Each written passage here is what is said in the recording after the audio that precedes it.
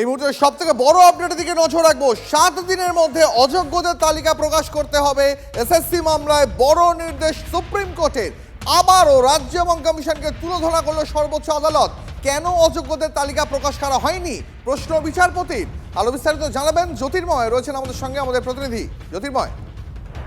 দেখো, আগামী 7 September school service কমিশনের নিয়োগের প্রক্রিয়া আছে এবং সেই প্রক্রিয়া আপাতভাবে স্থগিত করা হোক এই আবেদন জানিয়ে কয়েকজন চাকরিহারা তারা সুপ্রিম কোর্টের দ্বারস্থ ফের হয়েছিলেন।